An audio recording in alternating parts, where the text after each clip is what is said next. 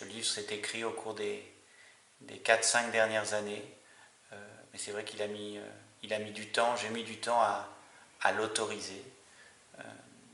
Le narrateur est le personnage que l'on poursuit, que l'on suit, que l'on traque, et qui est traqué lui-même, qui est en cavale.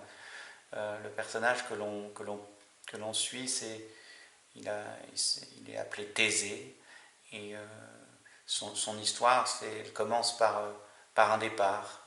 Il quitte la ville de l'Ouest, il quitte Paris, il quitte la France, avec l'espoir de se réinventer, l'espoir de revivre, de retrouver les forces d'une revivance. On le sent hanté, il prend ce dernier train de nuit vers l'Est. Vous savez que les trains de nuit ont été stoppés, ont été arrêtés. Il prend l'un des derniers trains de nuit vers l'Est avec ses enfants, et dans l'espoir également de les mettre à l'abri de quelque chose qui hante et qui vient de loin dans l'histoire. Et puis très vite, Thésée se rend compte que il est rattrapé par cette mémoire. En fait, il chute. C'est l'histoire d'une revivance et d'une chute. Là, on entre dans ce deuxième temps où il commence à se battre contre ces mémoires, à essayer de les comprendre, de les entendre. Et c'est là qu'il rouvre les cartons d'archives avec lesquels il est parti, pour essayer de comprendre ce qui le traverse, et à dire vrai, ce qui nous traverse, ce qui vient du passé et qui continue de saisir, de traverser les corps à travers le temps.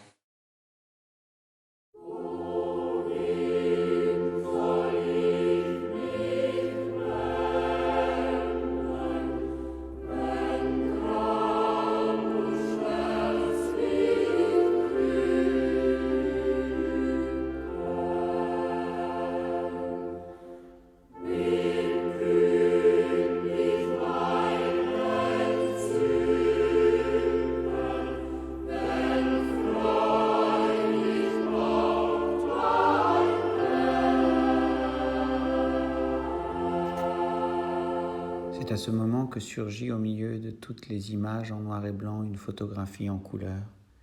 Il la ramasse, la pose sur le lutrin après avoir rejeté dans la pile par terre l'image de sa mère, et il l'observe d'abord avec un sentiment d'étrangeté. Il y retrouve le visage du frère à 8 ou 9 ans, un âge où la vie était encore joyeuse.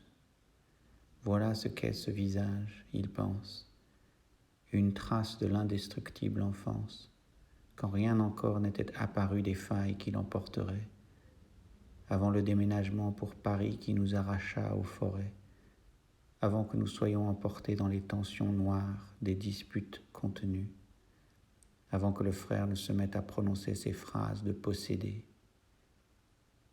Grâce à cette image, il parvient à écrire « J'ai eu un frère », avec cette douceur qui transparaît dans la photo prise par le père.